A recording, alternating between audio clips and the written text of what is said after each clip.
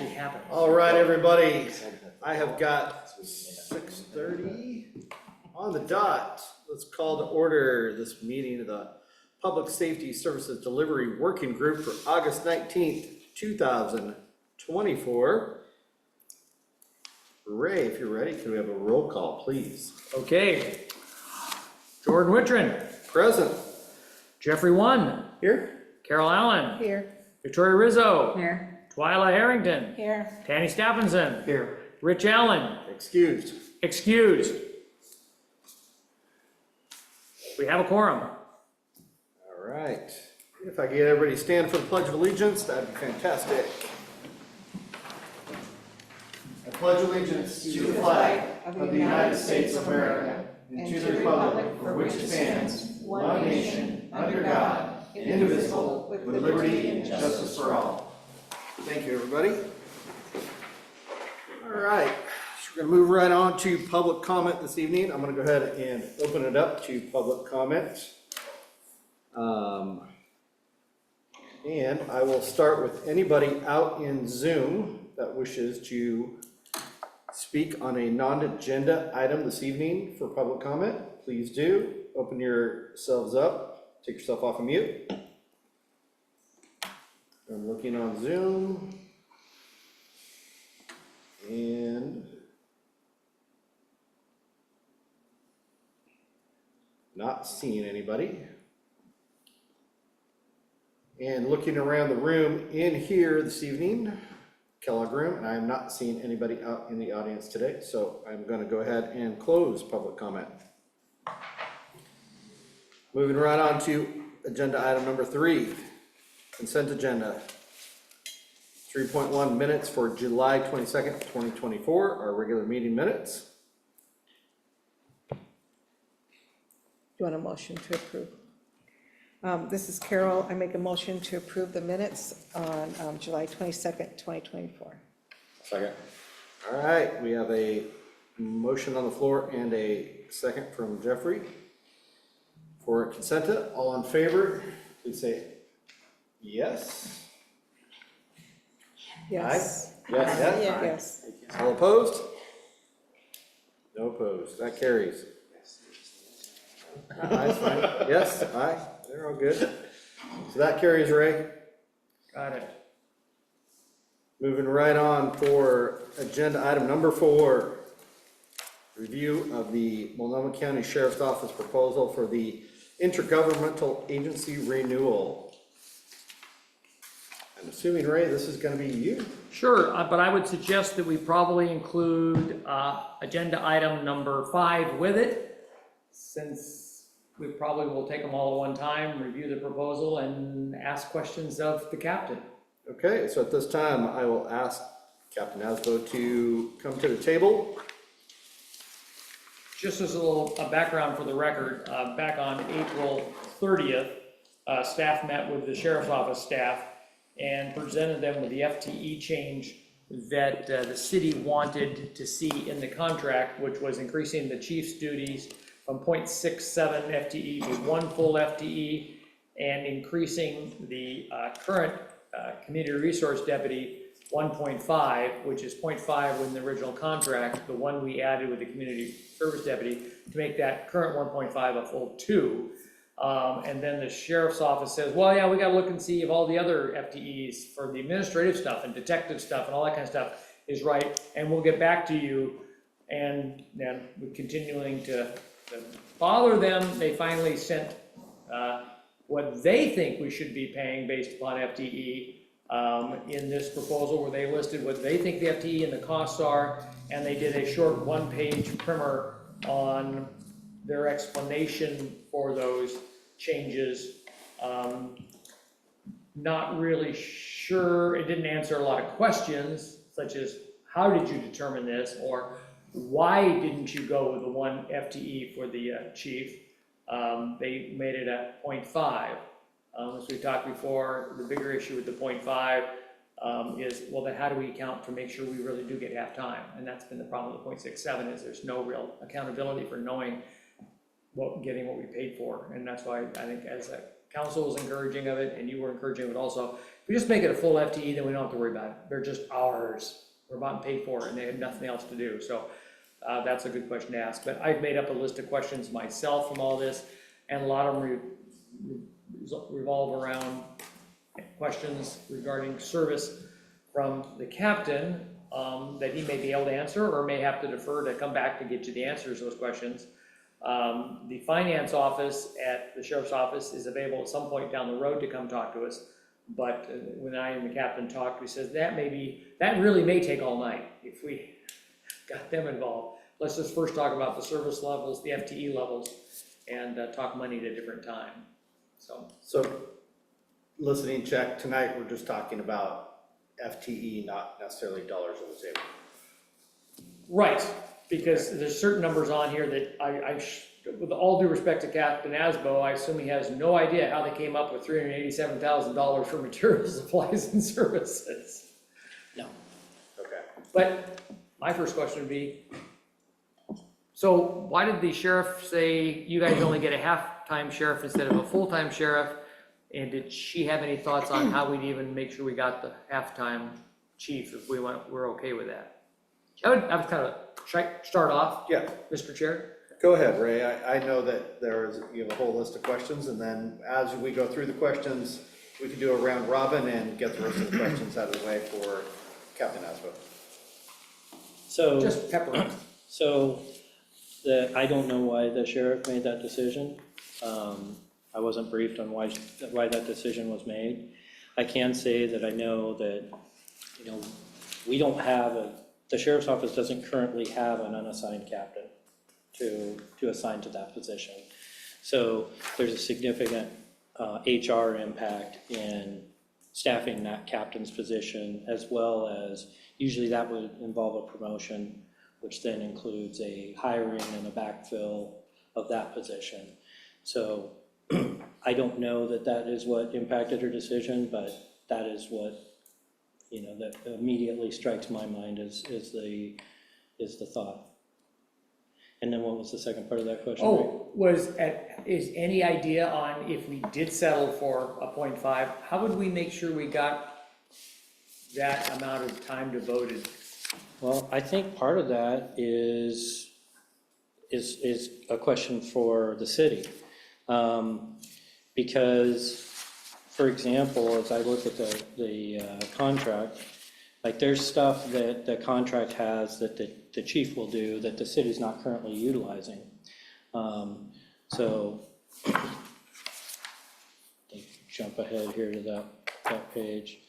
Like attending some certain meetings and staff type meetings and things like that. So there's a place where some of that time is lost. I think part of the problem is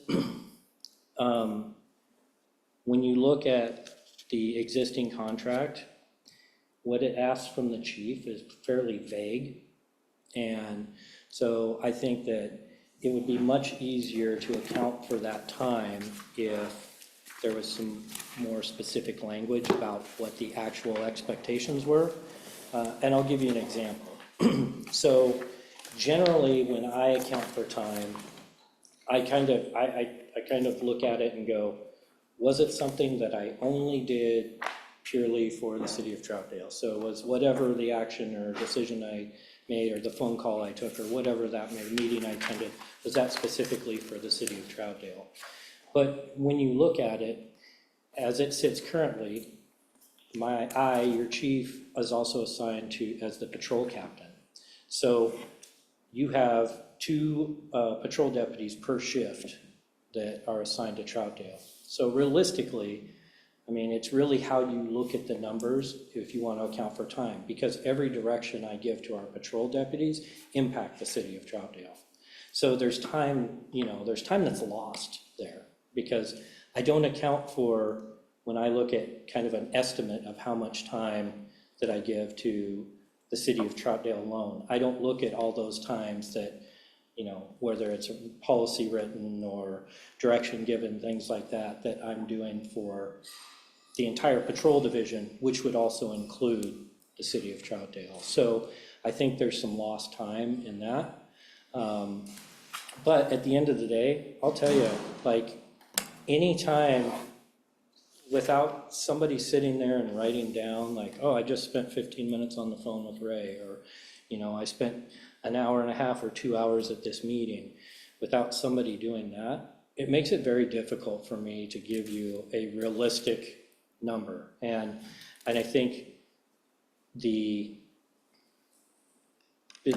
contract language being somewhat vague makes that even more difficult. So my suggestion would be more specific contract language, asking exactly what you want your chief to do, and then additionally, making sure that the city is utilizing those and following through with the things that you're asking, as well as the county.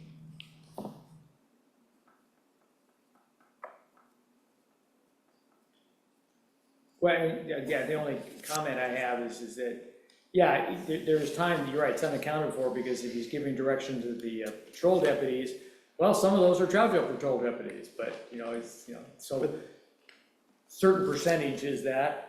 But this is the problem I've had, because I've managed departments and people who've had different FTEs for different departments, and unless you have them physically stand up, move, and go to the other department's office and sit there for those amount of hours, it's really hard to know if a part-time person is really devoting that amount of time to a task.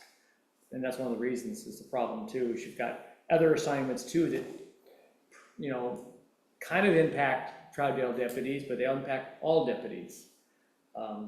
So it's hard, and that's why I think, that's why we all decided that one would be a good idea, then we don't have to worry about sharing you. It would, you know, be better in that sense. So I don't want to keep talking. I mean, but if you guys don't want a better explanation, not that it was bad, but he doesn't have all the ideas as to what was. It seemed very odd that we asked to go up and the sheriff decided to go down. But obviously Captain Asbo does not have the answer to that as to the rhyme or reason behind it. So I mean, we could beat this one to death, but I don't know if we're gonna get anywhere with it tonight. Well, if I could, I can say that I can imagine that once the sheriff had made the decision that she wasn't gonna provide the one FTE full-time chief, she has heard the city's concerns about, you know, not getting the time that they pay for. So I'm assuming that after she made that decision that she wouldn't do that, she made the adjustments to address the concerns that the city has made on the time that they weren't getting. I'm gonna sort of play dumb. Not really, but what I'm trying to get a good idea. I think you had a good question, like, what do we want from you, right? That was a great question. And so could you describe to me like things that you do for the city that, or just within your job, that we would want more of, or different, or how we could use you full time, or does that make sense? I'm not trying to like put you on like, I'm not No. interviewing for, I just don't know what you do exactly and how that would impact the city. If I could, I'm gonna be frank, and I'm gonna tell you that I don't think your money's well spent on a full-time chief. I don't think that there's enough work for a full-time chief, and that realistically, I mean, I'll tell you, like, I have some specific assignments, excuse me, that I do for the city, like reviewing business license, OLCC licenses, managing and directing our community resource deputy, as well as our summer community resource deputy, and then responding to special requests or specific concerns that the city brings to me, attending PSAC meetings. Those are kind of just a generalization of kind of the things that I'm assigned. But frankly, when you're looking at, you know, realistically, a chief would be in charge of potentially, if you had the second community resource deputy, 2 deputies, and maybe if the city was so inclined, they would also include code enforcement in that. So you would have a captain and a chief of police who literally manages 3 people. honestly, I think it would be difficult for you to get your bang for your buck out of that. And there would be a lot of time where that chief would be looking for things to do or creating things to do that may not be necessary. So that being said, I do appreciate and I understand there is a certain perception that goes along with having your own full-time chief and feeling like there is a person that is, as Ray mentioned, only yours that you can go to. But I guess I would just ask if that perception alone is worth the cost of a full-time chief. And that's a great way to put it out, because the two values that we talked about there are, do we pay for a full-time chief and not have to worry about, are we getting our money's worth, other than maybe they're not working as hard as they should be, let's just say for the one FTE, versus paying for a half or like now a 2/3 and not getting our money's worth, as opposed to overpaying for our money's worth, or right now underpaying for our money's worth. And so the answer, as we said, well, we'd rather pay a little bit more and just know we're getting at least 2/3 or 3/4 or whatever, because, and this is getting on to one of the other things we'll talk about later, but I can say now, we're gonna go over, Chief and I are gonna go over Wednesday to talk to the people over at Happy Valley, because Happy Valley has a full-time chief from the Clackamas County Sheriff's Office. And so, but the issue is, how do we feel that if we do a halftime, how do we know we're getting a halftime? He's right, he does, PSAC meetings, he does this meeting. When I text him, he responds promptly. Some weeks I text him or call him 2 or 3 times. Some weeks I don't call him at all, but also we're lacking administrative support for this last year. We've had sporadic administrative support and we're paying for one, so he's having to do a little extra administrative support than he should otherwise, which we wouldn't want him, that's a waste of his talents. So I guess, does that kind of lay out the issue here? Is it going to a full-time and that's his only duty? Sure, maybe we're paying for more than we need, but at least we're getting what we pay for, as opposed to paying for maybe what we need, but not really sure if we're even getting what we're paying for. And I'm sorry, sir. If I could clarify kind of on my earlier point, when I talked about being more specific in the language, I think it's better to, instead of saying, we expect this percentage of time, it would be better to go, we expect these things to be done, and we think that accounts for this percentage of the time. So then as long as those things are accomplished, that you're getting what you're paying for, because you decided that these tasks or whatever was laid out by contract are equivalent to X percentage of time.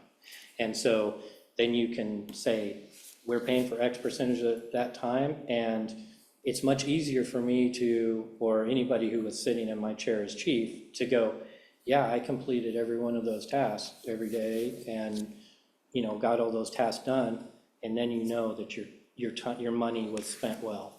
Versus now it's kind of like, without me sitting there and literally taking a note every 15 minutes that I do something or 20 minutes that I do something to be able to provide back, it would be very challenging for me to be able to give you a realistic number on, this is how much time I spent this month. And this month may be different because I may have a month where I spent an exorbitant amount of time, and I may have a month where it's hardly any time. So I think it's instead of time-wise, look at task-wise. My opinion, I like that idea a little bit better. You started off the meeting a little bit where you're saying, well, there's, as patrol captain as well, there's times I'm looking at Troutdale's patrol. Inherently, that doesn't sit well with me, because if we didn't have a contract with you and you had to patrol us anyway, just like Corbett, just like Morel, you're gonna have to do that task anyway. So they're tasks that are going to have to get done no matter what.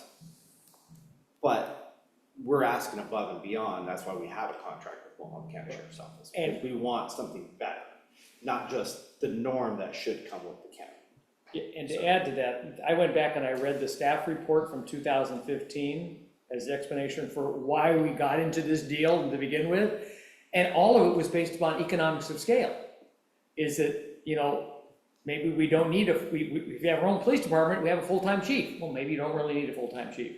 And sure, you would have to hire 5 sergeants to have 24/7 sergeant, coverage, But gosh, the sheriff's office already has a sergeant covering 3 or 4 other districts.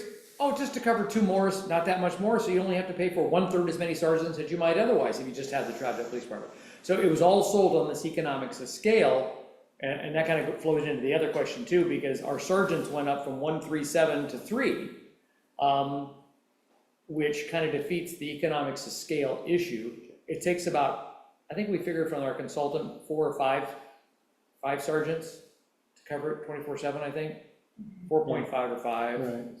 So Yeah. before we move on to the sergeant's issue, Yeah. I just wanna make sure everybody's got, But what he said is, I could come up with a very detailed list. On Tuesday, you shall, kind of stuff, and just have a whole list of things to do, and sometimes it changes, like, when I get a citizen complaint regarding a police issue, the chief shall be informed, and the chief will go out within 24 hours to make contact with, or at least attempt to make contact with the resident, just so we get that kind of, we can do a very detailed list.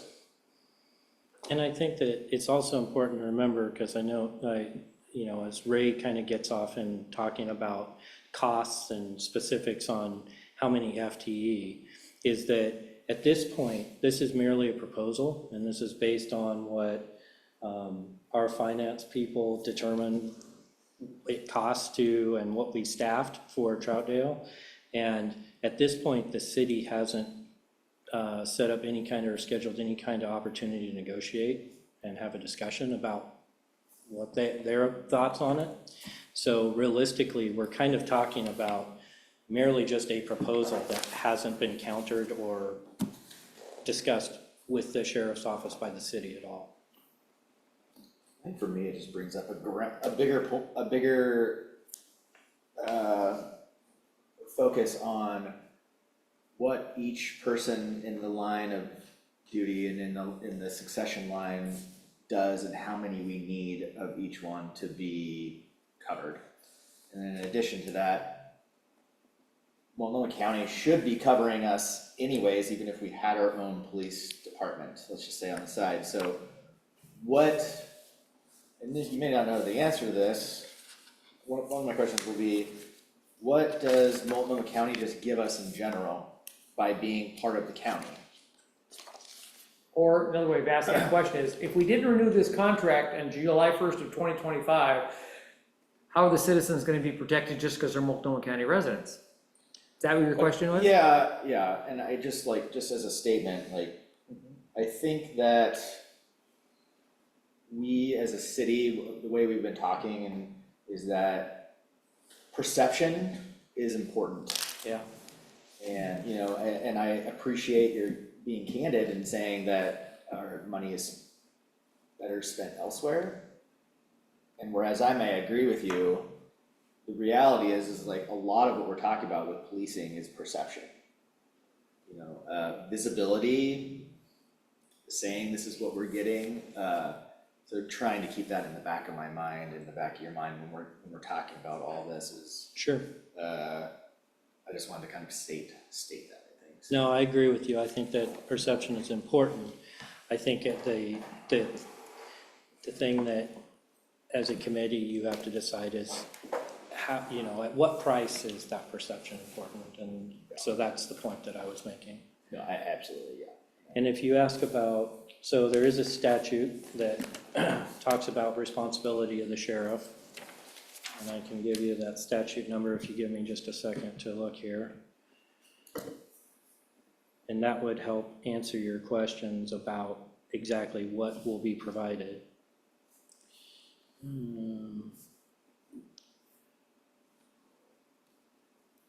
Apologies.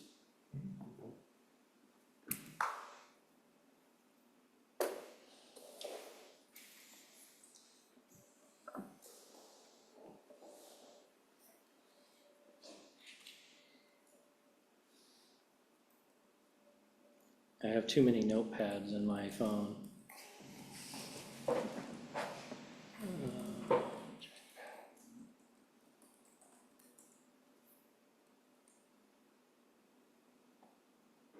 I apologize, I don't have it on me. I'll make sure to get it to Ray so he can provide it. Is it under 206? Duties of sheriff? Yeah, I'm just, I love this one. Defend the county against those who, by not or otherwise, endanger the public peace or Oh. safety. I'm sorry, it's 206.010. That's where I'm at right now. Okay. How about if I read it to everybody? The sheriff is the chief executive officer and conservator of the peace of the county. In the execution of the office of sheriff, it is the sheriff's duty to, 1, arrest and commit to prison all persons who break the peace or attempt to break it, and all persons guilty of public offenses.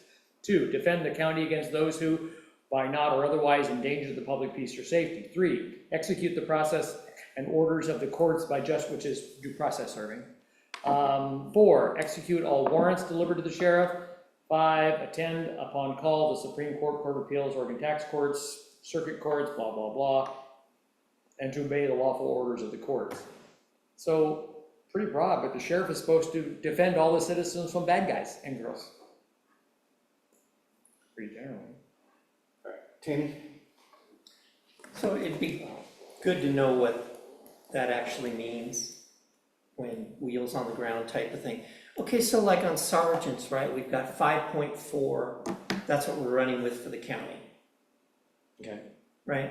Or, yes. And our cost now is gonna be 3, which is 55% of the entire sergeant's time for the county is in Troutdale, is what we're talking about. Okay, and that just seems like that's a lot considering Fairview and Dunthorpe and Wood Village and Gresham and other places. And when you say 5.4, are you looking at the proposal or the existing? No, you're saying the 5.4 is what's posted now, right? Oh, he's looking at the explanation sheet that finance sent, is that what he's looking at? Yeah, Yeah, This charge gets the figure closer to the actual service level of 5.4 trusted sergeants, though still falls short. And the analysis back in 2014-15 was, there's already a sergeant covering 4 districts, and then adding the 2 Troutdale districts, this means the sergeant's only a 1/3 sergeant, full-time sergeant, so Troutdale only needed to pay for 1/3 of a full-time right. 24/7 So the sergeant. way I understood this is you're running 5.4 now. The economics of scale went away when they said 5.4, it's like, the whole deal was sold on the idea that you don't need to have 5.4 because we've got other districts we're doing anyway. So if we're gonna have 3 of the 5.4, that's 55% of the sergeant's time is here.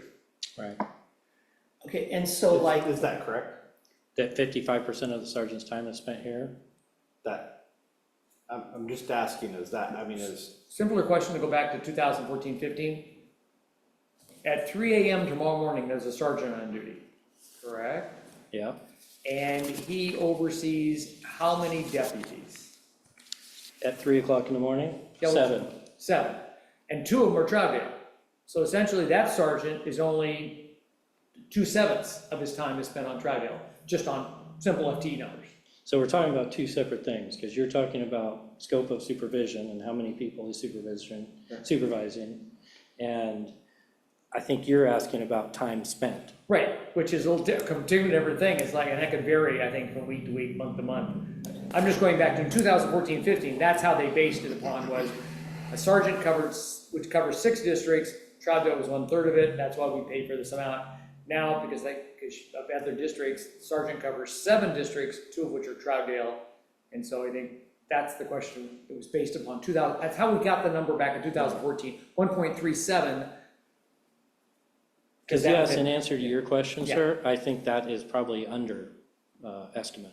I think our office is here in Troutdale, so the sergeant spends the majority of their time here, with the exception of times where they may have to go to another district to assist a deputy with a call, but a majority of their time is spent here.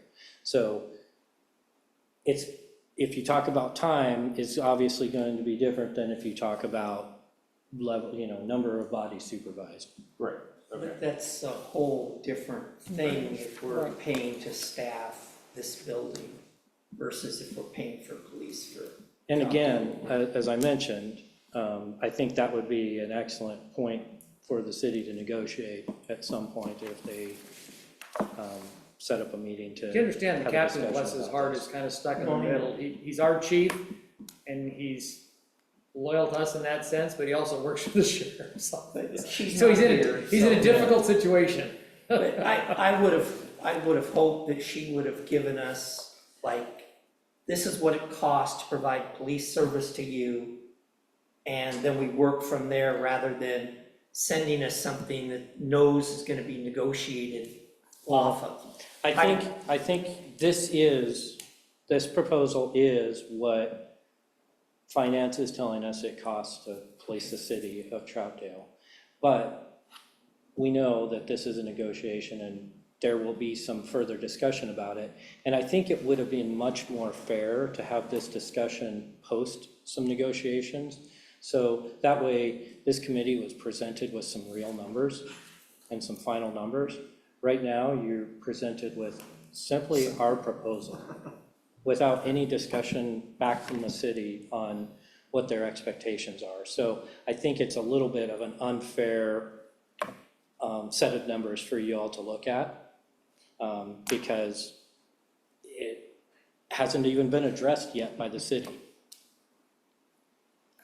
Yeah, because I'm doing the math like they did it back in 2014-15. Take the example of 1 sergeant to 7 deputies. Troutdale is using up, as an assigned responsibility, 2.85% of the sergeant's time. Multiply it times the 5.4, which we'll assume is a full-time year-round with time off. Then we're at 1.54 sergeants is what, under that way of looking at it, we would be paying slightly more than 137 we're paying now. That's one of the way to argue it. And so I guess my next question is kind of the same thing when I look at the detectives. So if they average about 15 cases and there's 11 detectives, that's 165-ish cases. And if we're 25% of that, that's about 41 cases that Troutdale would have, right? Well, I can tell you, because I have some statistical data here, that so far this year, Troutdale has referred 105 cases to detectives. So that makes up about 25% of the total cases sent to detectives. So it's about. And like Fairview? Well, I don't have specifically Fairview's numbers because I wanted to have your numbers, but I will say all other locations in the county were 313 cases submitted. So 105 for Troutdale, 313 for anywhere that's not Pretty much Troutdale. 1/3, And or 1/4. yeah, it's about 25.1%. Yeah. Looking over the last 5 years, that's been pretty consistent. 27%, 27%. 2023 was down a little bit at 22%, but overall for the last 5 years, Troutdale accounted for about 26% of all cases referred to detectives. Can I piggyback off that real quick? Just Sure. ask a question. The sheriff's office is our only, as far as I know, our only source of referring cases to detectives. So for instance, we don't refer them anywhere else, as far as I know. So if we had our own police department, and then you may not know the answer to this, you may be able to kind of guess. How many cases would we then refer to you? To the sheriff's office? Yes. Probably only, I would assume that if you had your own police department and had some detectives, that you would participate in the East County Major Crimes Team, which is a multi-agency team for only the most serious offenses. So outside of those cases that we would work on, then you would refer all 105 of those cases to your police department. So all the only ones that would get referred to you are major, And- kind of bigger. Yes, cases. and being referred to us is kind of a misnomer because we would not really take over that case. Your agency would still manage that case. We would just assist them because frankly, a case like a homicide costs hundreds of thousands of dollars and thousands of man hours to investigate. So, I can tell you that I came from Fairview Police Department, and so I worked in a small agency, and I can tell you as, working in detectives, that it was months for me, and that was the only case that I worked when we had a homicide in Fairview. So every other case that came through got put on the back burner so I could finish that homicide. And that's one of the benefits of being able to access 10 detectives versus just 1 or 2 that you may employ, is that even when there's one of those major cases, and it could be here or it could be anywhere in the county, you're still getting that same level of service. So your cases are still being investigated regardless of, that they're not all homicides. And so would not happen necessarily if you had just your own 1 or 2 detectives working for you. Yeah. And then Another way to look at it too, also, go ahead. I just wanna ask, so I don't forget. Would the city then, at that point, do we just get the service of that detective from the sheriff's office to help with those major crimes? Or is that something that we end up paying for? Are you talking about the We had our own- we East have our- Metro Major Yeah, Crimes so Team? we have our own police department and we refer something to the sheriff's office to help us So- out with. That would be at no cost to the city, however, so that assistance would be at no cost. The cost is when one of those other agencies has something, your detectives have to come out. And part of the agreement is that your detectives will come assist on those. So, and, whether it's, Gresham participates as well in this, so whether it's Gresham or the county or Troutdale Police Department, like detectives from every agency assist in that case. Okay, thank you. And then then you can take it to even further analysis to going, well, yeah, but if all the Troutdale cases are shoplifting going to the detective and the ones in Fairview are all murders, or like a knife a couple weeks ago, or up in Corbett, there was the officer involved shooting, then you could even go a further analysis, say, well, what's the type of cases? We may be 25% of the cases, but they only need 15% of the detective's time because we don't have a lot of major crimes, presumably, let's just say in Troutdale.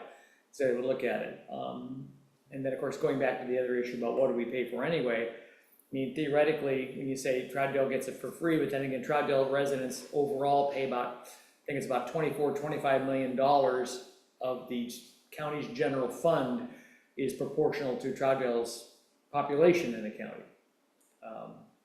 And that's another line of analysis. But yeah, that whole issue of detectives, well, how many of them are opened and closed within a month versus other ones that last longer? And then that's even deeper into the weeds of analyzing cases. Well, and I think if at some point the city gets to a point of negotiating this proposal, that the sheriff's office is certainly going to be able to provide those specific numbers and types of cases that you have, so you have a better point of reference for, as Ray mentioned, Right. which I can assure you, they're not all shoplifts, but I'm just thinking, as an example, I'm not saying they as are. Ray mentioned, you better know how many of those cases are violent crimes versus property crimes and things like that. So just a point of order, let's not talk over the top of each other, let's raise our hands, let's take our turns, and we'll all get going in an orderly fashion. I think Tanny wanted to finish where he was heading with the thought. Well, that was pretty much it, but I think it's definitely what we're finding is that, for whatever reason, we have a much more significant demand, it appears, on the sheriff's department than probably what we realized. And it's definitely a higher cost model. And so we're, it's definitely something that makes you sit back in your chair a little bit.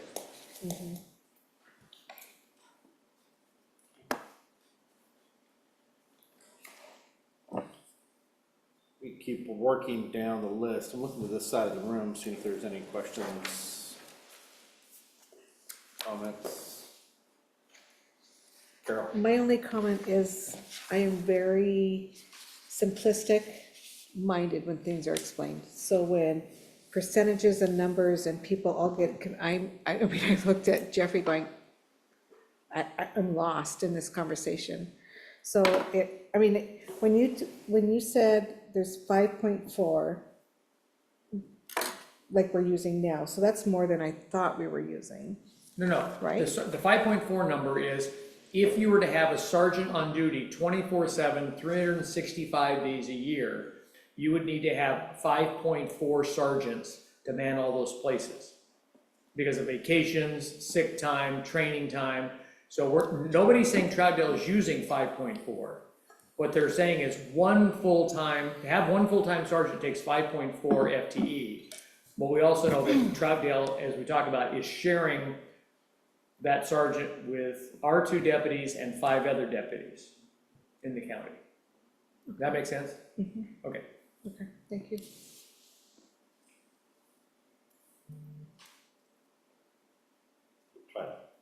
Yeah, this is more of a process question. I'm just to better understand, not being on one of these committees before. Looking at this, I see the information that was provided by the Sheriff's Department. And I do think having a lot more information of like what this exactly means would be much more meaningful in kind of looking at this proposal. So I was just, Ray, this might be a question for you. I know that he has mentioned a few times about coming together with the city to negotiate. I was just wondering what that looks like and kind of where that is in the process, so we can get to some of those. It's nowhere. It's nowhere. Well, because I don't really know what you and the council wants me to go back to them. This is the first time we've looked at it. And so there's nothing for me to go back to them with until I know you get your questions answered and you say, all right, Ray, let's go back and let's get more information on this. We can't negotiate any further until we know X, Y, and Z. You tell me that. And then once we do that, they say, all right, let's go back to them and say, all right, we think this is wrong, we should only be paying for this, and yada, yada, yada, whatever it is. And then we go back and say, all right, here's a counter offer. But we can't, but it's the same issue we have with fire service. We don't have any control over what the fire department does and how they staff and what they do. We don't have any control as to how many records technicians they think they need to process the paperwork over there.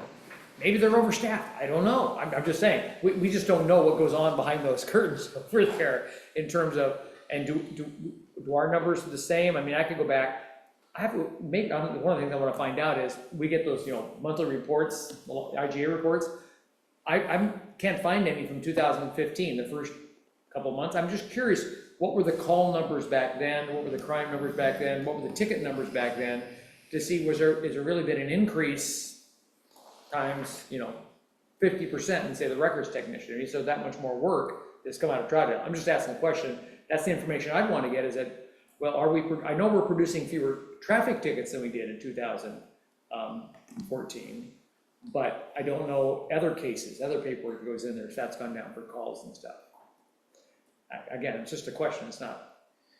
Yeah, and I can tell you that, the sheriff's office is absolutely prepared to answer those questions for you. We were under the impression that once we presented a proposal that the city would meet with us and negotiate and have a discussion about this, and then at some point we would be able to bring something to the committee here and bring all the subject matter experts. So when you had a final draft of something sitting in front of you, then you could ask questions about what that final draft looked like. Because right now, we're just talking kind of about numbers on a piece of paper that, for all intents and purposes, I agree that it's very difficult when you talk in FTE land and what's that all mean, and when we're talking about adding on the cost of covering vacations and time off and things like that, what does that really mean for the city? Because that doesn't tell me how many cops are on the road at any given time of day or night. And I think that's what's really important for the city, is how many cops are patrolling today, how many cops are patrolling tonight while I'm sleeping. And so I think that having the city sit down with the sheriff's office and have a discussion about this, and then coming back to this committee with some little more detailed numbers, and having the subject matter experts here that could talk to you about why whatever those numbers we came up with at the end are the numbers that we came up with. To me, that seems like the more appropriate way to manage this. So, just to, Okay, Ray, I'll let you go first, then Kenny. just to get back to next steps, that's an issue that y'all and the council have to decide, because what they did back in 2014 is the council picked 3 of its members to work with the city attorney and the city manager to be the negotiating team and to work with the sheriff's office back then. Wasn't Rich on the, was Rich on it? Was Larry Morgan on it, I thought? I think it was not Rich, I don't think. Okay. Larry, Doug, Yeah, Doug. and probably, Eric, be my guess. Yeah. Yeah, so, but that was a decision last time, and so I think that's probably the thing we need to decide is do you guys wanna make a recommendation to council, you know, what we should do next in terms of negotiating? One, we're getting lists of information, which is really good, and making a list of all things we need to find out, but then how do they want to approach, what body do they want to approach as a negotiating team to take the next steps? Is a good question. Kenny. And I really appreciate what you're saying, it's just when I read this and like overtime was down to the dollar, I'm thinking, okay, this sucker's really been thought out, and whoosh, here it is. It didn't come across like, hey, this is what we're looking at, this is what we're looking at providing, this is approximately what it's gonna cost you. This just seemed like, here you go. I don't know. That's what I got too. Yeah, And I'm sure that these times are, you know, these costs are very thought out. But I think that doesn't mean that there's not room to have a discussion, because especially when we talk about what the needs are what the needs are for the city as far as actual numbers. Like, it, you know, a lot of discussion about the sergeants, and it may be a good opportunity for the city to go, we don't think we need that many sergeants, we think we need this amount of sergeants, and, you know, and then, so I will say, I think that the proposal is thought out based on what statistical data showed the usage by the city of Troutdale was, but I don't think that this document was intended at all to be, this is our one and only offer, and we have no interest in hearing any further input. Twilight. Yes, I do, Captain Asbo, one of the things that we have talked about and as like an important Troutdale value and what we would like to be seeing in our community is that the existence of more community policing, more getting to know like our officers and they're in the neighborhood patrolling. And I'm wondering, when you're looking at this recommendation in this piece here, does this give the manpower to have that happen, or are we looking at different FTEs in different places? Because when we're talking about what makes this reality for our neighborhood and what would help people feel safer, that was one of the values. I agree 100% with you, and I think that's very important. So based on the proposal, it gives you your 2 deputies, patrol deputies per shift. In addition, it gives you 2 community resource deputies who really should be those individuals focused on that community policing and community connection. Of course, we expect that from our patrol deputies as well. But those are really your specific connection points there, are those community resource deputies. So it increases you from 1 to 2 full-time community resource deputies. Rick? One question, I'm trying to make a list of information as one. How did they come, Tanya, it struck me, how did they come up with $1.1 million for overtime to fit as a base number in the contract? I mean, overtime is something that we don't know.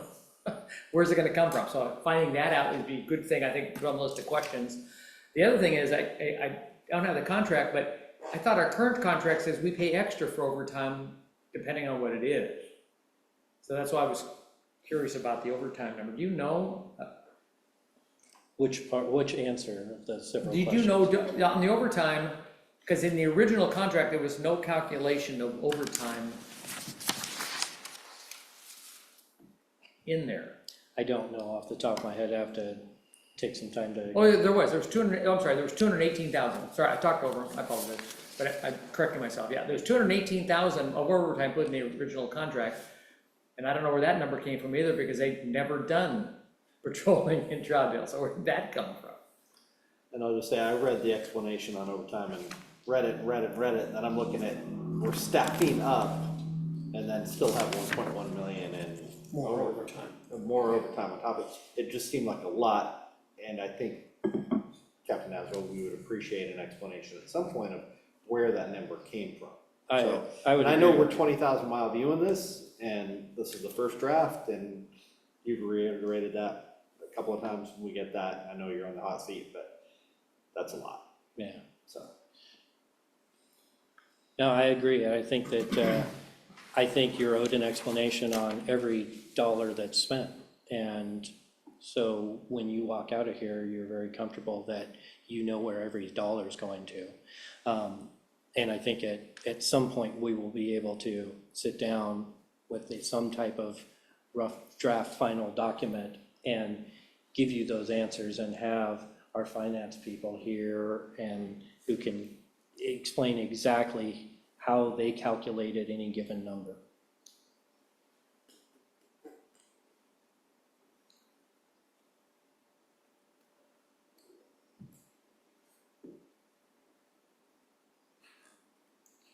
Victoria. On the community resource officer, we had one that was down at the park. So really, it's only up a half, right? He's not listening. No, I'm sorry, I was finding the overtime paragraph in our current contract, I'm sorry, Victoria, go ahead. So the question on is, community resource deputy, was it not 1.5 before going to 2, or is that? Well, yeah, what it is currently is, in the original contract, we had 0.5, which was the 2 deputies for 1/4 of the year during the summer months. Because it was trying to replicate exactly what we had in the Troutdale Police Department. And then, since then, it's mutated to, we added 1 full-time resource deputy to get some extra coverage 2 years ago in the budget. And we kind of moderated that idea that we'd have 2 beach deputies, because one, it was not practical, because it was resource officers that we had that had the summer off from the school, so it made sense for them to become summer deputies.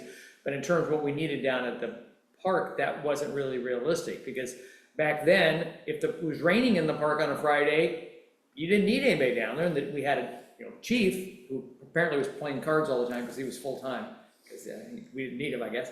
But, and I'm half joking when I say that, is that I kind of agree. I don't think we need a full-time chief. I mean, I could keep him pretty busy, probably, a whole detailed list, but it's a stretch to think it's a full-time job, I think. So we decided that extra half-time FTE would be, it'd be made up by having Colin Murphy this summer. He's a resource deputy for whatever the hours worked out to, 500, let's say 485 hours this summer. He's doing actual beach work or other places we need him. And then the sheriff's office is making it up with other time, other places. I don't, I could ask for the accounting, I'm entitled to, but. And so we're essentially operating with a 1.5 FTE resource. So we're deputy only now. gonna go up 0.5. Right, and the idea is that if we did go up to 2 FTE, we would have 2 full-time that would have complementary schedules.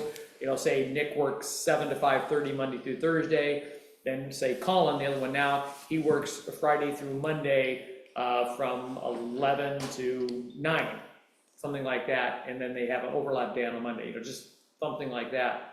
So we'd have that coverage for particular details. But it's just interesting that we put a number for overtime in the contract, but under the contract we're currently operating under, it says service costs, it gives the full 2.8 million, and then it goes on, then it says one-time costs, that's not what, it goes discretionary overtime.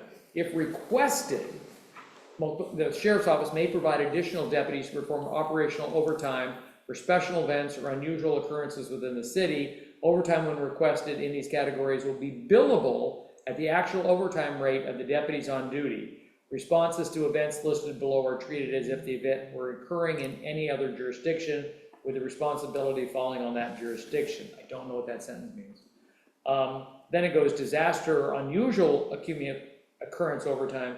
The city experiences a disaster or unusual occurrence that is confined within its boundaries, and officer overtime is requested by the city to stabilize the situation. The actual overtime expenditures will be billed only if disaster relief reimbursement funds will not be approved.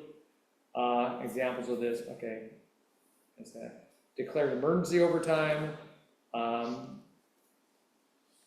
Tracking the MCSO will track the cost of any overtime incurred by the assigned deputy that is related to his or her assignment, the city service area. The city agrees to reimburse for actual cost of any city-related overtime incurred by assigned deputy and approved by the city manager. Because once in a while, Nick has called me and said, "You guys mind if I do this overtime?" Working, it's fine with me, Nick, 3 or 4 hours here.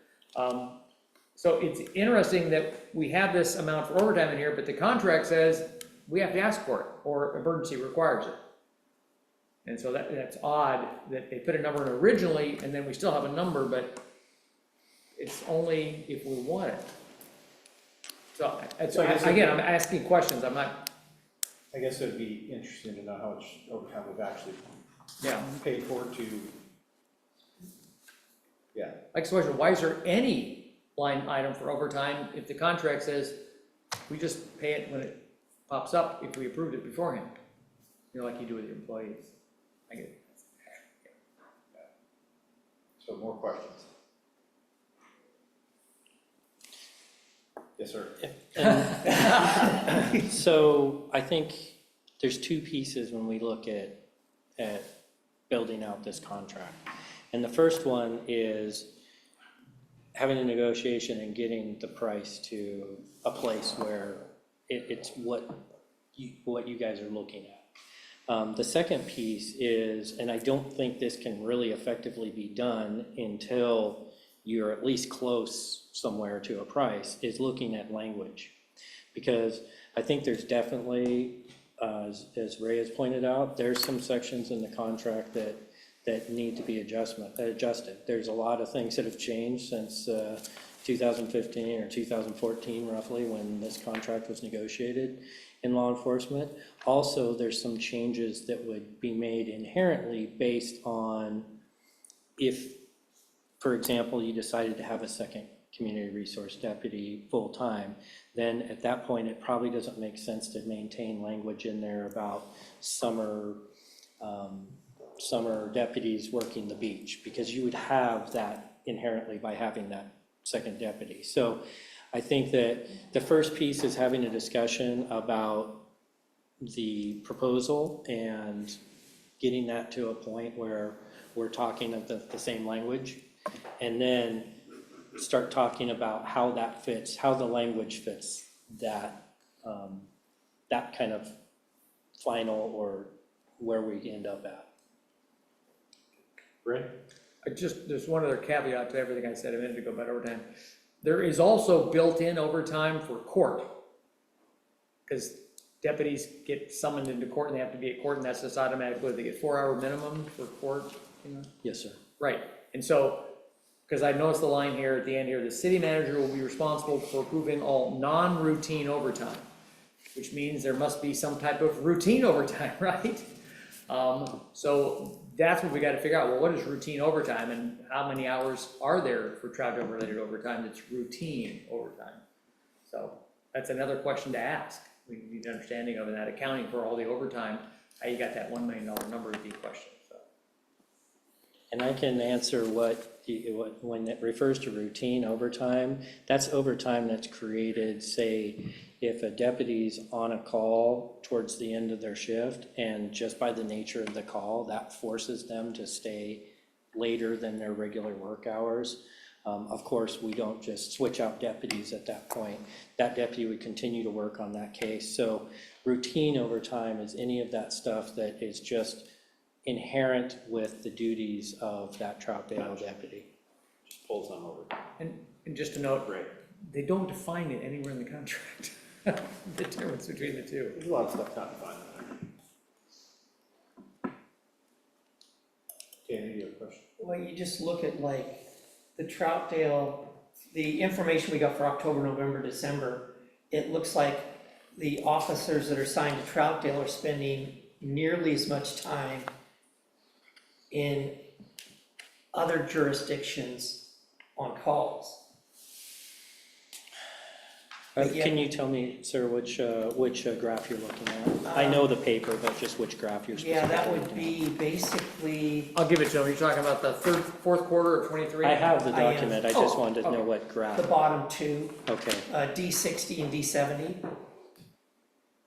So if I look at those, I mean, they're very similar time-wise when you add them up.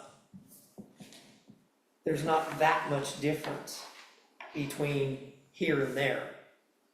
And so I'm just wondering, it's just like, so we end up obviously prosecuting more or something because we have way more cases, but the call volume isn't necessarily tied to it.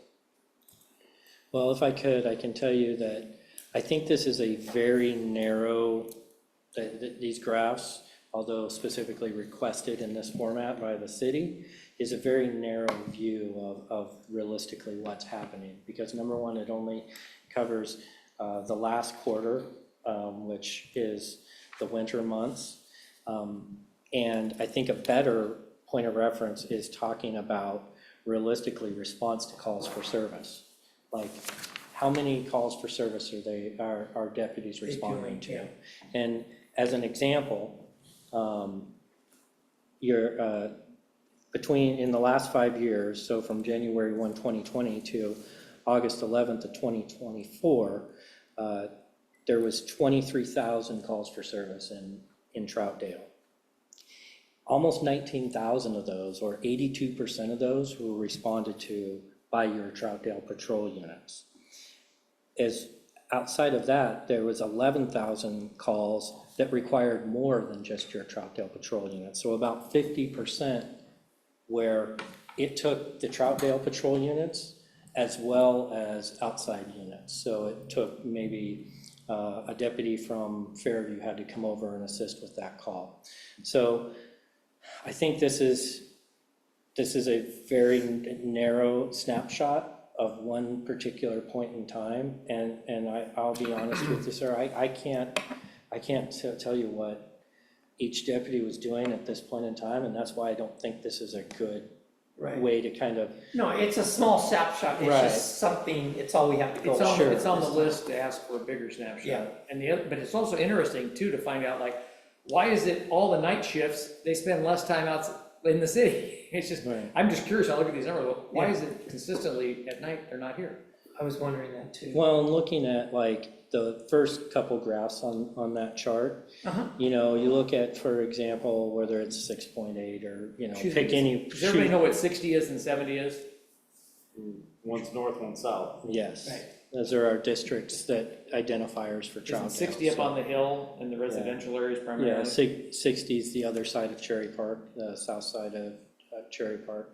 Correction, 70 is the other side of Cherry Park, 60 is everything to the river from Cherry There we Park. go, yeah. Sorry, I just want to make sure we knew what district we were talking.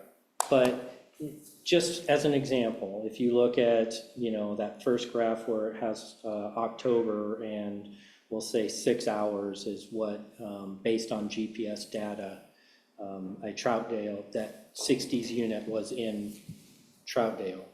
Well, I mean, you figure during day shift or afternoon shift, if an arrest is made, it's 45 minutes to an hour to transport someone to jail, depending on traffic.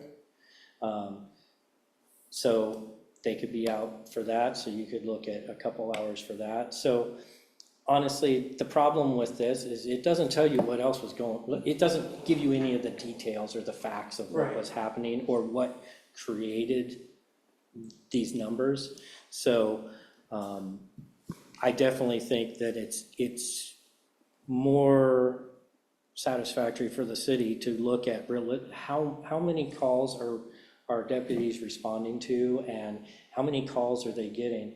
And particularly, as Ray mentioned, making that comparison to, I assure you that in 2015, the city of Troutdale didn't have 23,000 calls or even anywhere close to the annual numbers of calls that you're getting now.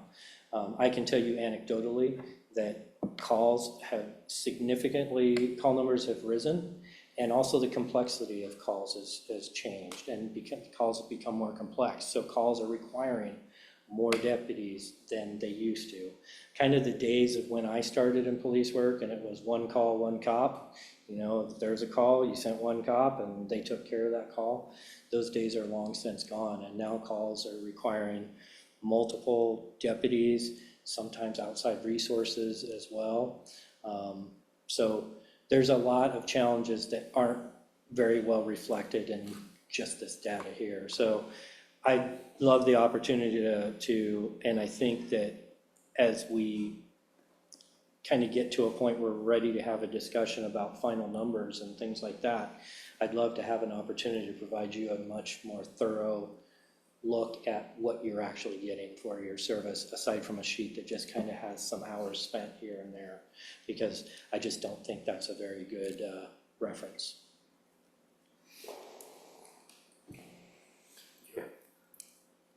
Thanks, I think that makes a lot of sense in terms of, it's much more complex than it was 10 years ago when this happened, this transition happened. We need to keep that in mind. And I think that complexity costs more money. Obviously, it's 10 years later, so things are gonna cost a lot more money. And I think for me personally, when we were looking at, our study that was done to start our own police department and do that, I'm just ballparking, but that figure is generally about $2 million less than this figure. And so I think, to me, or a lot of us, it was shocking to see this number. So that's the first thing that comes out. I think, first off, I don't wanna tell you I would never tell you how to do your job or tell you that you're doing your job poorly. Like, you guys are amazing, and you're the professional here. I think that having checks and balances is extremely important, just to make sure that, Absolutely. when you're saying you're patrolling Troutdale, like, Troutdale is getting patrolled. And I think as long as we, or as I know that, I feel comfortable, help making that decision that we need to make, or the recommendation to the council. I still think that one of my biggest things, just to kind of grasp a hold of and what it actually means, is what at baseline do we get from the sheriff's office if we didn't partner together? What does that look like? What kind of service are we getting from the sheriff's office? What kind of support, whatever that is, if we can kind of quantify that and put it into a little basket to be like, this is what you would get if we did not partner together. And then we can kind of compare that to what they provided us in this proposal, to see how much crossover is there. Sure. And, I think, honestly, if there is whatever crossover there is, I think however dollar amount, that maybe can come off of it or whatever it is, I think that would be super helpful. But I think what you're saying is like, we have to have those conversations, we have to have those talks, to be able to get the right information, to be able to make, educated decisions and have more educated discussions together as a group. And so, baseline, I just thanks for your time and like all the questions that are answered. It's super helpful in helping us get to the right place. But I think that I agree with you that we need to have additional conversations about additional things to see like what that means for the city, and so everybody can get what they need, for the best. And in this instance, I guess the best price. So. Yeah, I absolutely agree with you, sir, and I look forward to bringing in a table full of subject matter experts to sit here and you can ask those specific questions. But I think we're premature for doing that when we haven't even had a chance to sit with the city and have a discussion about, we haven't reached any kind of agreement, or this is merely just a proposed document at this point. Okay. Rick? Did I send everybody a copy of the draft of the Happy Valley Clackamas County contract? Yeah. Okay. I don't understand a lot of it. I read how they calculate costs and stuff, but the captain and I are gonna go over Wednesday and talk to their chief and then their city oversight over that stuff. And I also looked at their budget, and I'm trying to figure out what they're doing differently than we are, because in Happy Valley, that city is 26,000 people, 9,000 more than Troutdale. That city is 11.7 square miles, almost twice as much as Troutdale, which is 6 square miles. They're only budgeting to spend $5.5 million next year for the sheriff's office, Clackamas County Sheriff's Office coverage, up from 4.8 million this year in their budget. So how are they covering a city 1/3, 1/2 area size more than ours for 5.5 million? Like, what are they getting for that, and how do they calculate that number is what I want to figure out, is what are they doing differently? Because everybody understands, this contract we do with the sheriff's office, it's the first time Multnomah County's ever done it, first time Troutdale's ever done it, it's not common, but in Clackamas County, they've been doing these for 20 years. So they've been doing this a long time and kind of figured out some of these things, and I want to get some more understanding of that.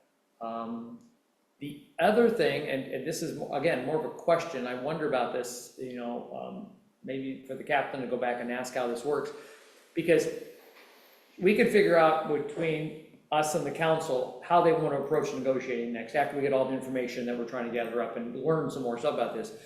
But the sheriff's office, do you guys have the authority to negotiate a number without the chair's office being involved? I don't know, because the chair's office, the commission does the money part of your whole budget. So if the sheriff works a deal with the city, whatever it may be, will the chair automatically say, okay, or will they say, no? That's something for your boss to figure out with her buddies down the hall. Because I don't know the answer to that question, how this works.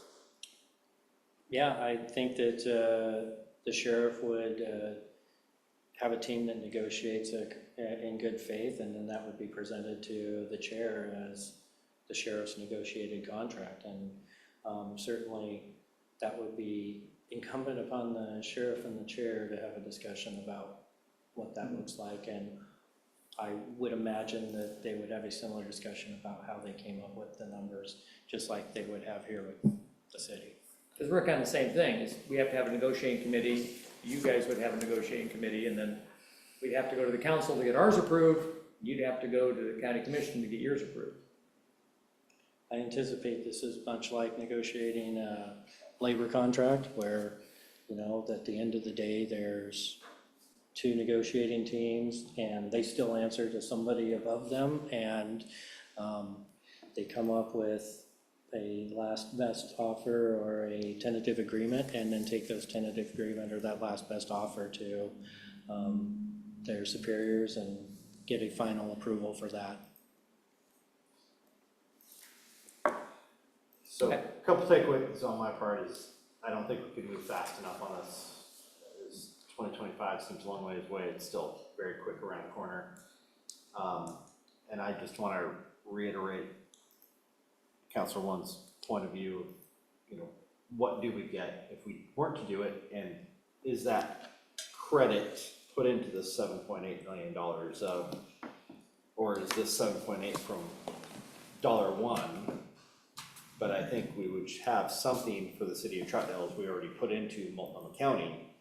We're already contributing something to Multnomah County, we should have some sort of credit in the kitty to come back to us. So I just want to make sure that point was not lost. Ray, you had another point? Well, I think at this point, I guess gets down to somebody else on the agenda is next steps. I think for us is on the 27th, the next council meeting. I'm just going to do an update on the committee's work and basically say, we need a decision on who's going to be the negotiating group. Because that's the next step. They made their first offer. Now we're going to go back, and we as a committee have gathered up a whole list of information. I'll send a long email to you, and you can send it through the line. We want all this stuff. Then once we have all that stuff, then we'll have a situation to be able to sit down with that negotiating group and say, all right, how are we going to go back to them now? What are we going to say? And like one of the numbers we got to figure out is, what do we get anyway? I mean, in terms of either what coverage, which is very amorphous under the statute, or what is it worth as a dollar figure, if you want to apply that to a dollar figure, it's a credit on the contract. And that's the question I'll ask Happy Valley on Wednesday. Does that factor in anywhere? Yeah. That your citizens, because Corbett, they have a resource deputy. They have 40 hours a week of a deputy that goes up to Corbett. The citizens of Corbett don't pay 1 penny more than the citizens of Troutdale to Multnomah County. But they get a deputy up there 40 hours a week, they don't pay for extra, so. They don't pay extra, do they? I can tell you that the difference is that barring a declaration of emergency, your community resource deputy never gets pulled.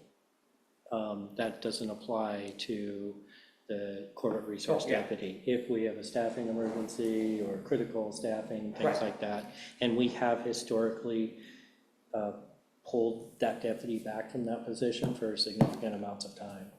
Now, not to argue with you, but on the other hand, Savi's Island is a patrol district. They're in that area, and they get a deputy, and they don't pay any extra than Troutdale does, so. And they get That's a this- better example. And they have the same exact situation where, since that position is funded, that position is essentially considered a patrol position. So it's just like a patrol deputy. We just assigned the same patrol deputy to patrol that area every day. The downside for them is that if there is a need to pull that deputy back from that position, then we can do that because it's a patrol asset. It's not like your community resource deputy is truly the Troutdale Community Resource Deputy. He is not just a patrol deputy who's assigned to Troutdale. As a practical matter though, I love you, Captain, I'm not arguing, just, on the other hand, I went on a ride-along with the community resource deputy, and during the ride-along, we went to Wood Village to back up on a shoplifting at Fred Meyer's. So he was time out of the district, which is not uncommon to go back up, you just don't know what's gonna be happening, so, and I appreciate they wanna back each other up, and that's important, but it's just very fluid, this whole situation. But the bottom line, I think everybody agrees is, other citizens in Multnomah County get Multnomah County Sheriff protection and they don't pay any extra. So what is our credit toward that coverage, that base coverage you should be getting anyway? And how does that factor into the contract? I mean, that's a fair statement of the question, isn't Right, it? is the credit already factored in here? It would have been. I don't think it would have been shot, no, I don't Yeah. think they factor in. The original contract, there's nothing factored into it, and I think your husband, who was on council back then, has said, yeah, it kind of came up once or twice, but we didn't deal with it. And I think I know why, because the city was paying $3.7, $3.8 million for police services at the time, and this contract came in at 2.8. They were just, woo, we're gonna save $700,000-800,000 a year, let's go with it. They weren't thinking, well, hold it, shouldn't we get a credit toward that too? I think it was something just they mentioned, but they didn't ever follow up on it. Anything else for Captain Aswell? I was curious about all those administrative costs. That's adding a lot of people. I mean, 3 record technicians and a record coordinator. Yeah, so I can tell you that, although I don't have the numbers right in front of me, I can tell you that much like detectives, Troutdale makes up a large percentage of the time spent by our record staff. Much more than currently I think it's 1 FTE currently. I'm not sure. Yeah, one records technician currently, so I think that was adjusted for that. And I'm quite sure that our finance folks could give you a very specific number and how much that increase has been as far as service provided specifically to Troutdale. But a lot of people that do live in Troutdale come here. Yeah, but that's not accounted for That's not in accounted. their numbers. They're specifically referring to work that is related specifically to the city of Troutdale. And I apologize that I don't have that to give to you tonight, but I know that has been or can be prepared very easily. It's on the list, that question. Curious, do you know how many records technicians work in Multnomah County Sheriff's Office? The total number of records technicians, I do not know, because we have a corrections division that has records Oh, okay. technicians as well. That makes sense. Oh, side question, Yes, sir. how we doing with staffing, because we're closed still from 10 to 6? We are about the same with staffing. Okay. So, like every place else, we're having challenges hiring people and, so it is a ongoing battle to get up to fully staffed. I have a question. Yes. Who pays for the two deputies that are at the school? In the school district of Reynolds?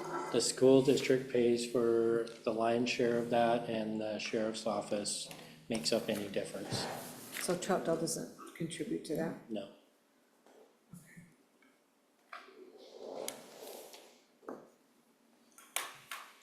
Okay, last call for Captain Asbo. And we are moving on. Thank you, Captain. Thank you. Thank you. Thank you for your service. Of course. Appreciate you. Last chance before he wanders off. Any other questions? Let him wander off. Sounds like we got more questions, but we need details. Thank you, Captain. Thank you. Yeah, of course. Thank you. All right, moving on to number 6. Consider next steps for law enforcement. Number one, I'm making a whole list of questions. I will prepare a draft letter to Captain Asbo requesting more of these information. I'll send it to everybody and then don't respond to all individually. Let me know, oh, I want to know this, and let me know what it is. So that'll be the next step, probably next Monday, it'll get out to you. I'm gone Thursday, Friday. I'm gone Thursday, Friday, Monday, so it won't be till next Tuesday. Ray, could you send us in that a list of items or things that the chief is responsible for doing? So maybe we can also, in that response, give a little bit of insight into what we would want from our chief. Does that make sense? I could make up a list of what I want him to do. In our current contract, it's weird, it lists things like, he'll come to meetings like this, he'll go to council meetings. But I think my predecessor, and I'm not saying anything, what's the reason for him to come to a council meeting? I mean, I guess he could give you a monthly report, come in monthly directly. Some cities do that. It's never been requested. So we have things in our current contract that are listed that they're not doing. But I could come up with a whole list of things that they're doing now. Yeah. And maybe that too, like some of your ideas, just to give us a better idea of his responsibilities or potential responsibilities to the city. Yeah, like if we have an issue with a homeless camper, I send him a picture and I text him immediately. Get Hope Team over there, or Patrol over there. We had that issue on Saturday, and so there's those random that maybe 3 in a week or none for a month. You know, there's things like that. He responds to the city manager's request for immediate help with service. Yeah, that would just be great. Okay.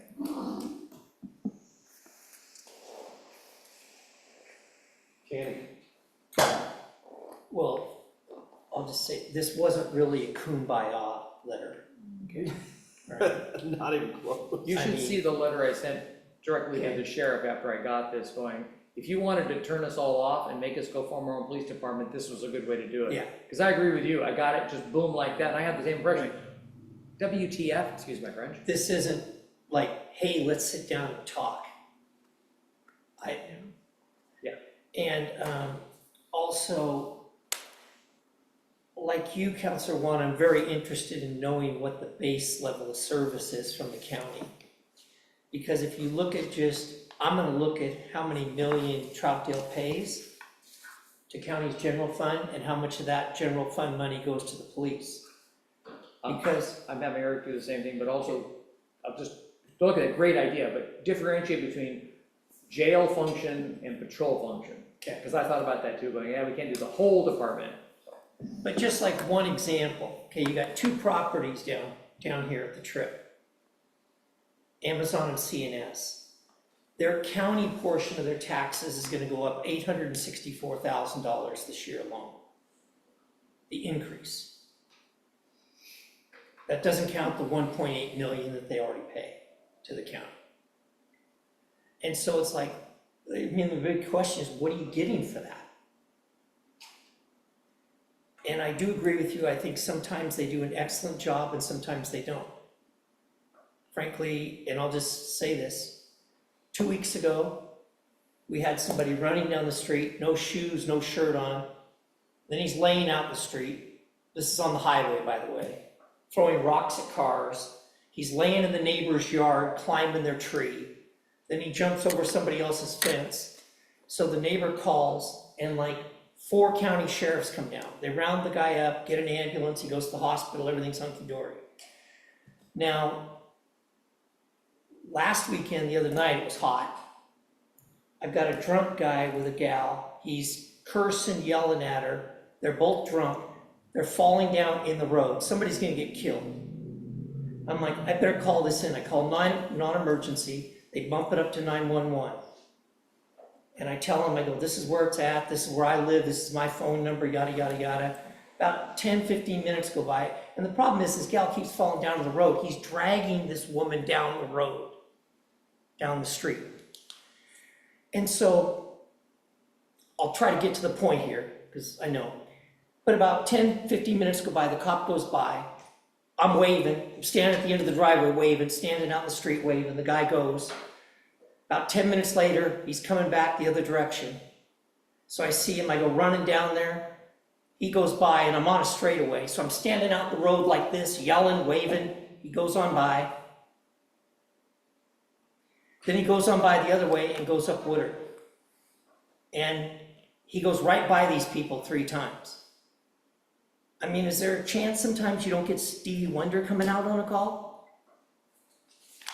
And I guess it's like, you know, they don't call to say, hey, where's this at? Nobody follows up, no nothing. And the guy ends up still dragging the woman down the road. Next time, send me a detailed email immediately after that. Because I get it right over to him and he goes right out and finds the report, figure out what the heck happened. You just have to. But you know what I'm just saying that Right, I get shouldn't it. What I'm happen. saying is that pisses me off to hear that, and I'm saying, let me know, please, all of you. If you see anything like that, let me know. I mean, Saturday evening, we had a homeless person camping at the depot. The report we got from our hired security people was the sheriff's office was disrespectful to them when they showed up to help them out. And so I immediately got that over to the captain, and he's gonna go talk to the sergeant who oversaw that as to the customer service issue. So if anything like that happens, tell me immediately. Because that's definitely something we should hold them accountable for Stevie Wonder being out of patrol.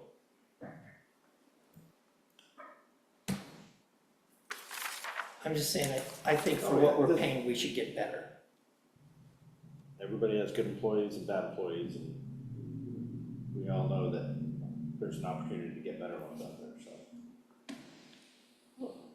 Carol? My concern also is nighttime. Is where are they at night? 2 o'clock in the morning, where are they? You know, are they here? Are they in Wood Village? Are they in Portland? Because a lot of the things that I'm hearing and reading on Nextdoor, things are happening at night and there's nobody coming. Now, it doesn't really, you know, as you know, it doesn't really say, did I call 911? I don't know. But I know sometimes they'll say we've called and nobody shows. So my concern is, where are they at 2 o'clock in the morning? Because sometimes I see them during the day, but where are they at night when we're all supposedly safe, right? Yeah.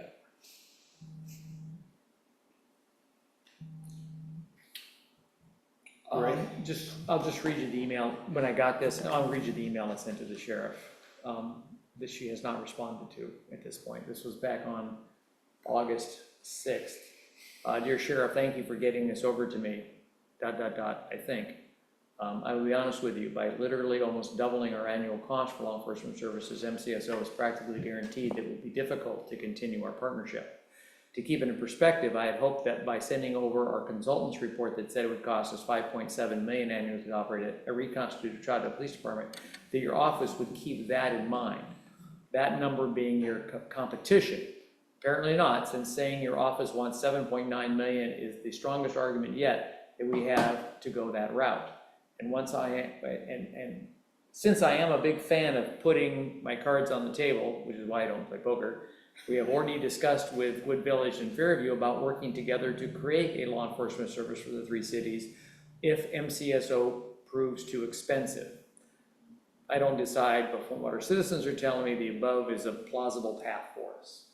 So is that kind of how you felt when you looked at it? That that's a big thing to send over without any soft language of, gosh, I know this is a big amount and Without a phone call, without talking. let's talk about it, this is just what we came up with as a first strike. Got none of that. This is what you send somebody if you have no interest in working with them. Yeah, just here you go. Do they partner with anybody else in the county? Do they do this, what they're doing for us, with anybody else? Most people are smarter. Well, I don't know. I avoid Fifth and Hawthorne as much as possible.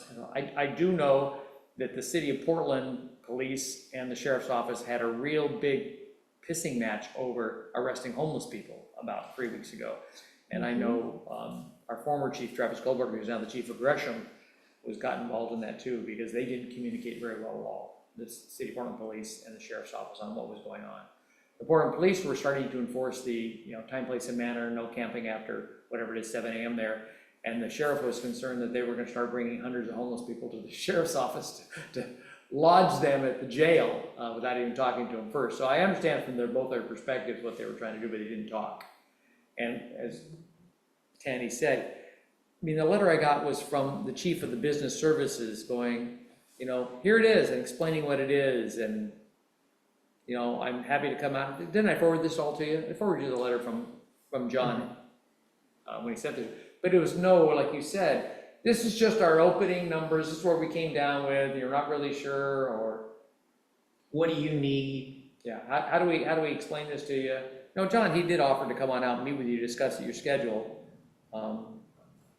So I mean, it was nice that way. I mean, if they don't do this with anybody else, I'm not making excuses, they probably were just like, oh, well, No, here they you go. don't. And I think that having that conversation with Happy Valley and Clackamas County will be beneficial to Perspective. making our point, probably, which there's language, there's things that they're doing and how that operates and works, and that might help them be maybe a little more efficient, possibly. So I can only see that conversation helping. Now, they could still be like, well, this is it, and so it leaves us with a little choice. Well, I would say I could see it helping, but it's not like, this is all Jerry's kids or something. I mean, these are professional people that have come from other agencies that have got skills, right? I mean, they might not have done this before, but they know how to talk to people, they know how to negotiate, they know how to present things. Wouldn't they? They don't do this very often. Yeah, I mean, they just don't do it very often. I'm not ready to just be like, screw you, like, I don't even wanna talk to you. Like, I think that Oh. we can lead that charge. We can be like, hey, let's have conversations, let's get these questions answered. And then we as a city can come back and counter propose with, look, we have been fine working with you. What we want is, more accountability. We want to have more clarity in the contract, and we've come up with our own we can do that. And I think that honestly, like, that can make us look good, I think. But I'm not, I understand the point of it, like, it was shocking. No, and I'm not, Yeah. if I'm coming off like I'm saying, screw you, that's not where I'm coming from at all. I'm saying I took that as their position. And I think we're going to be, and we're trying to be, the bigger people here. I think they need some communications people in between their business, going over the letters before they send them out. Well, especially the context of the change, when you're going Yeah. from, $4 million to $8 million, I think you need to read the room better. Because the sheriff told me she wanted to look at it before she sent it over to us. So I assumed that she followed through and looked at it. You'd think she would have gone, oh crap, Troutdale's gonna blah, blah, blah, when they see that, I better soften this or better talk. I sent it over, because I guess it's disappointing that she never responded to you. and they didn't respond to my email. For sure. Yeah, because it's like, didn't you think that would cause us to be for want of a better term, I apologize, to poop our pants. I mean, And then disappointing that she hasn't even responded. no, I haven't heard from her since I sent that Yeah, email. that's, Well, I have talked to her about the homeless issue, but that's different. I'm talking about this. But we're talking about, this is a negotiation point, and they're really not coming through and working towards any type of So- negotiation. back to consider next step. Anyway, I got a list of things. I'll put together a letter, a week Right. from today, tomorrow, a week from tomorrow, I'll probably get it to you. Look at it. What else for next steps? We're gonna respond back to you with what other questions we have or Yes. propose back to council. But are we at that point of trying to put together a negotiating team, or are we still trying to work with our group here? Where are we at, folks? Are you asking, I just wanna clarify. Yeah, I'm asking your I- opinions of where we. I think what I hear you saying, I think that we need to have some answers to these questions.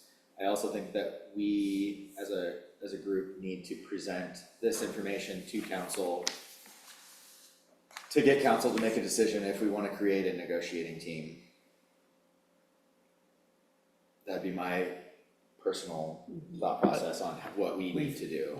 Yeah, that's a good suggestion. You guys decide among yourselves what message you want Jeffrey and Jordan to send to the council, and It's just, it's gonna be delicate because of what happened last time.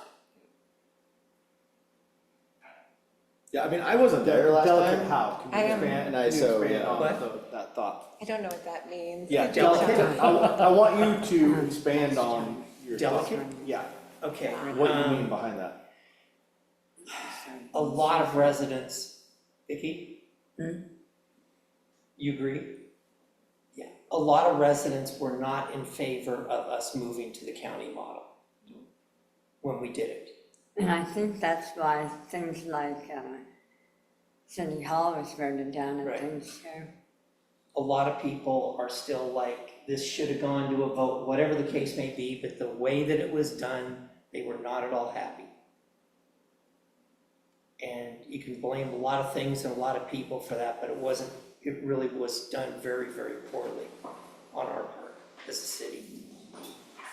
And so, whatever path we go down, we just have to make sure that we do it better than we did. Sounds like, make sure we're communicating with the public. Transparent. Well, communicate with them, don't lie to them, would be a nice step. Don't cut them off during public comment. I'm being serious, We did a lot of nasty things. what do you mean we, And- Mr. Stephenson? And don't have the sheriff threatening to arrest you at the door if you have comments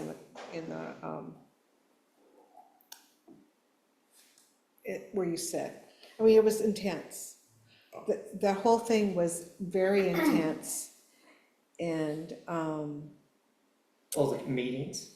some of those meetings were Yeah. horrible. You And also had the sheriff's deputies who were in favor of it, with the police department, because they were gonna get a 10,000 a year raise. and they came to the meetings in, We had 35 deputies in uniform standing around the room saying, "Get on with it! Stop listening to them!" yeah. And you have the mayor saying, "I've heard enough public comment for one night." Duly noted. Now, it's a different council. I think a better council, more cooperative council. I don't disagree with that. Okay. But I never would have thought that council would have done that either. I think we have to get more information. Oh, definitely. I'll get the more information. The issue So, I hate for you. I don't know, I guess my thing would be, next council meeting is, what is that? Week from tomorrow. 27. Week from Yeah, next week. okay. I guess you guys decide, what do you wanna recommend? But to- do we need to present at that meeting or the next one, so it gives you an opportunity to get more information? I would hate to just be like, hey, this is what we think is going on, do we wanna, maybe we can just create a negotiating team and make that decision at that meeting, if that's how that process works. Or we come with a little more information after Ray does some, I don't know when you're meeting with Happy Valley, I don't know how long this is gonna take to Yeah. get more information, but I think the strategy of how to approach negotiation is something you can discuss at the next council meeting. Yeah. Even if we plant the seed of, we are Yeah. going to need a negotiating team Yes. at some point, Right. as Ray's given a recap. Do we just create, to- would we just create it then, like, hey, here's who's gonna do Could, it or you could when wait we're till the ready to next go? meeting. Yeah, Okay. we are just, going to have to like you put said, the- plant a seed. Plant a seed, we're going to need one at some point soon, so think about it for next month. I just wanna make sure that we're clear in what I just wanna make sure we're clear what we're asking. And if, like you said, we've said, I've said, we need to move this faster than it's moving, and we, you know, wish we were farther than we are, do we already put those, you know, do we make a motion to have people put in place, so when Ray has the information, we have, like, we can get to work on doing that? So I guess that would probably be the right call, is to make a motion of some sort to create a team. Doesn't mean we're picking a team, but to create a team. Yeah, just make that a motion, because I'll have the update on the end of the agenda next Tuesday night. And is that Everybody, Is that the way to go about it? is that, I wanna get everybody's thoughts on it. I think, this is Carol, I think it's important to get the ball rolling on, like, putting a seat in who wants to be on the negotiating team. Yep. And how that works. Absolutely. So then how does that work once there's a negotiating team? Do we back off on that? I mean, how does, I've not done this before, so are we still kind of involved in like meeting and understanding everything? Or is that just solely the negotiating team? I'm not sure how that works. Because we'd want to keep that citizen input. Right. It sounds like it's really needs to be a transparent and have Yeah, I some. mean, And- instinctively, I would say we would want a couple people from here And we would want to be still connecting, I would say, with the Yeah. citizenry, you know, this is what Yeah. we're looking at. What do you think? What are you willing to pay for? You know, how does Yeah. this work for you? Yeah, bringing it back to the Yeah. To the and, committee. Ray, what are your thoughts?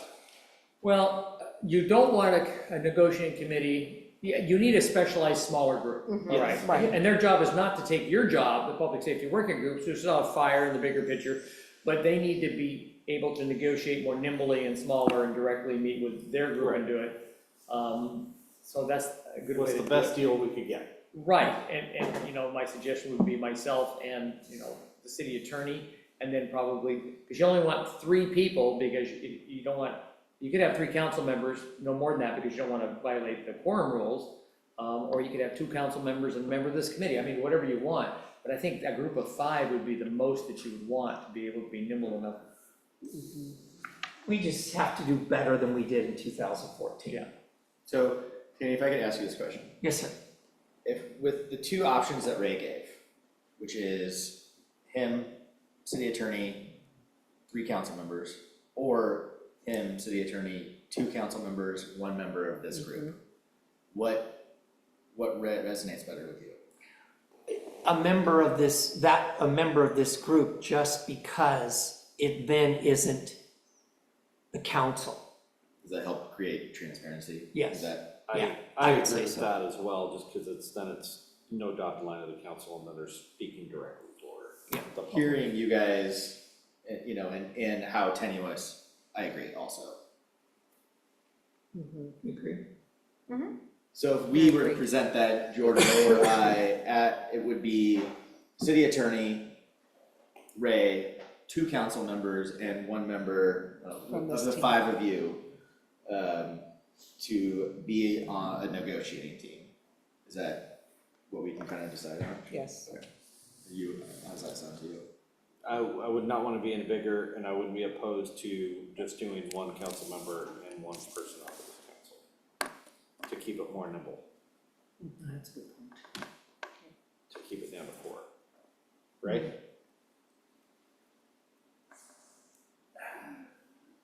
I think 2 council members and 1 citizen, Okay. Not 1 council member, 1 citizen. make it 4. The thing is, I'm just thinking, down the road, if you have 2 council members, because the council's gonna have to prove it eventually. If you have Yep. 2 that support the negotiation, it feels stronger in a council I meeting. think so. Okay. I also think that the council is made up of members that In- were voted in by the people, you know. they're Yeah. supposed to In represent. theory, So- then, could we, by head nod, could we say then 2 council members, 1 member off of here, Ray and Ed? And an attorney. Ed being the attorney. I appreciate your different voting mechanisms. Well, this is Nods. All right, Wakey, okay, wakey. all right. So, Ray, we need some sort of we just gonna bring it up, or can we put it? No, it's on the agenda, I'm putting it on the agenda, because Thank I'm you. supposed to do the update, remember I do the update? Thank you. Anyway, so I'm gonna start off the update, and I'm gonna say what we did, and then I'm gonna segue to Jeffrey and Jordan. The committee felt probably at this point, as we gather this information, we need to identify a specific smaller group to be the actual negotiating group. And so you guys are gonna have to decide, Thank you you. guys, anything else. So that's, All I'll segue to you guys, then I'll look at you both like, like that. Like that? As long as you do some sort of movement, I'm Yeah, in. yeah. Some point. Yeah. You guys, Yeah. Gotcha. All right, are we good with, number 6 then? Team? Yes. Yes. All right, moving on to 7, update on fire service. not much, but Wednesday I have a phone conference. I've already had one phone You conference. always I have have something directly after our meeting. It's like, oh, on Thursday this, on Wednesday this. Things are moving forward. We hired a company, Tiberius, who's going to do the financial evaluation of district versus a general fund versus compression, if we had fire districts, et cetera, different rates, and if we had a public service fee. Oh, by the way, speaking of Happy Valley, they have really such a frickin' low permanent tax rate, like 0.67. I mean, it's ridiculous. Ours is $3.36.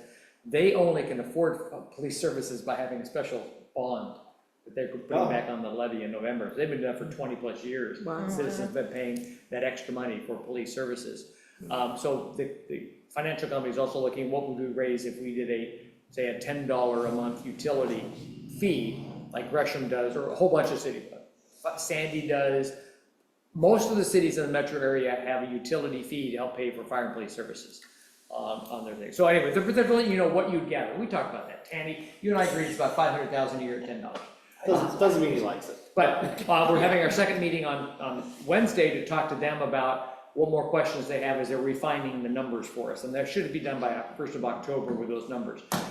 With Gresham, they're doing the same thing with a separate company. The Tiberius is Troutdale, Wood Village, and Fairview. All three of us are having the same company, getting 3 separate reports, but with the same questions, so we can have independent reports.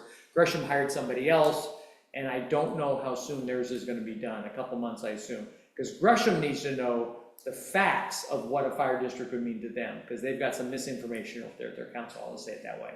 And so they need to have that information. So all 4 cities are gathering Plus, information it's now. a little different for them owning equipment and owning. Right, they have a further complication. I mean, it's been done before many times in Oregon where a city fire department has been taken over by a fire district. But I think for them, they just need to know what that actually looks like. So Okay. that's what's going on right now with fire. At the end of the day, though, I guess, for me, it seems like we're going to have a continuance of this IGA or an extension of something, sort of agreement with Gresham. We're not gonna have something in place. No. It's not possible. So where are we at with that thought process? Asking that Gresham to talk to negotiating? us. Yeah, So is that after they get their head on and our head on of whether or not we're heading toward the same place, then we're gonna go back to them with an IGA extension? Is that the plan? yeah, part of it has been that Gresham didn't have a permanent city manager until about 2 months ago. And then Right. Eric was on vacation till last week. And so I need to get together with my cohorts in the 2 cities and say, hey, we know your council is gonna take a while. We don't want a 10-year agreement, but we need to have something in place that'll take us past next July 1 as we all work through this process. So we wanna sit down and talk with that. And we need a negotiating committee, right? Yeah. But yeah, I will work to get them, At least start planting Wanted the to seed talk there about it, as yes. well, just extending the Absolutely. IGA of some sort. Correct. Yes. Sorry, I'm speaking for everybody, but No, it's exactly correct. Carol? So then, we have the police that we're negotiating and the fire. How does that work on negotiating teams? Do you have, I'm assuming we're gonna have different counselors on different committees, right? Or right? different people, right? We are at the point to. How does that work? We are at the point to be soon negotiating with the sheriff's office. We're still several months away from needing to negotiate with Gresham Fire for even a temporary contract. Right, but you wouldn't have the same people on both Or You would could. you? You could. I don't know, You I've could. never done that, so, okay. You could. You could. Poor persons. Seems You like could a learn lot something of from the work. police that helps you with the fire, and maybe that would, Yeah. that'd be good if you had the continuance of that group, that, That's a good Yeah, that's a strategy. good, yeah, that's So- good. Don't do that. Ray, anything else for fire? No, that's all I got for fire right now. I will Okay. do that, though. I will get them Any going. ideas, any significant information coming to help us pick a date for our next meeting, Pick a date for what? our next meeting? So do we have anything coming down? Well, I think enough time to get this information, because I'm just thinking out loud here and going, depending on what happens with the negotiating committee, that needs to get formed, probably get formed in September, but hopefully getting this information, then this committee can meet with the negotiating committee and kind of set some guidelines of what they would like the negotiating committee to go try to do based on the information we have. And so I think meeting the middle of September would be good, because then, by then, we should have this information. I should have it sent out to you early, you can digest it. The council made a decision on negotiating committee, and then you guys can give your marching orders to the negotiating committee. So I'm gonna just throw out the 16th of September. I'm available. That's amazing. That's what, Amazing. Wow, It's it's only average for me. Okay. Yeah, it works. Okay. Oh, I'm out. You're out, Oh, I will be out of town. I got a college you're out of drop town? off. Yeah, Okay.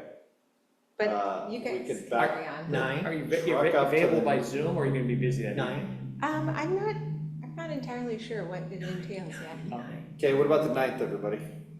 so, 9th might be too soon, because we will, Yeah. the second council meeting Okay. after next week. 23rd, 23 works. That's a Sold. great day. you said that What? before though. I Perfect. know, I'm for real this time. For reals? For reals? For reals. Victoria, Okay. Ray? Fine. take it. Okay, we're booking the 23rd, please. Okay, All right. Thank you. 6:30 again work for everybody?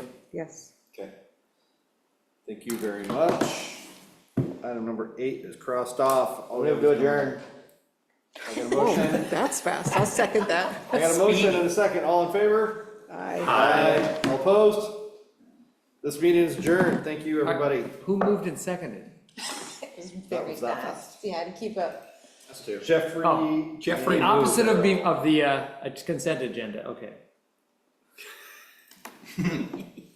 Way to share the duties. Yeah.